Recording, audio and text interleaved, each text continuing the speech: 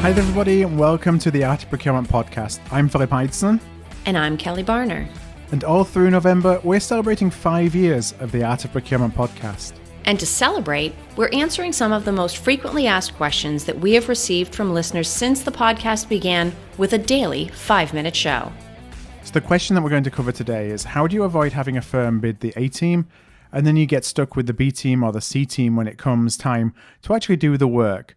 And I think we've all been there. You know, the hot shots pitch the business, and then the bench warmers end up delivering the business. And it's particularly a challenge in the services or the creative space. So what are ways that you can go and mitigate that?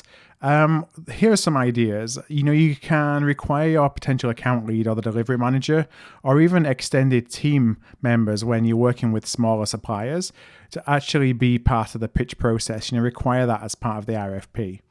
Now, something else you can do then is you can actually name key employees that were part of that pitch in the contract. So require that to be in the contract and that to be stipulated in the contract. If not key employees, or, you know, in addition to doing that with key employees, and I'm thinking, for example, again, the account lead or the delivery manager, or if there's someone really specific that will be a big part of the delivery. Now you can do this in addition or instead of is name key roles. So the job titles in the contract, where if there's a change in that person, they actually require your approval or ratification just to protect yourself from somebody being put in there and then, you know, as that person moves on or goes to another account or gets promotion or whatever, that you have a right of approval on the replacement.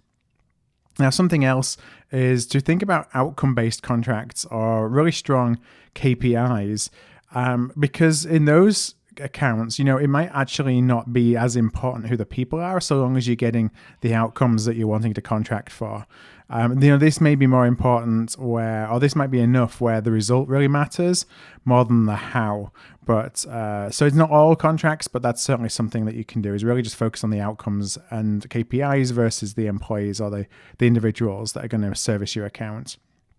Now, the hard truth here is that most professional services firms are going to be juggling their resources across the different accounts. And so they're going to place the best people that they have on the accounts of the clients who are their best, most strategic clients.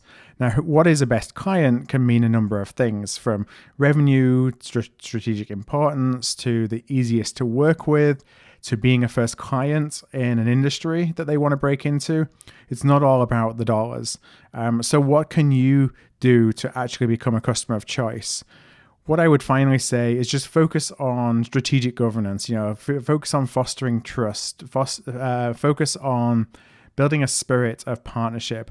Those, at the end of the day, are really the best ways to ensure that you get and retain the A team. I want to thank you for listening to today's podcast.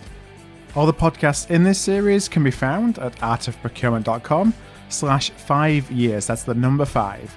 That's artofprocurement.com/5 years.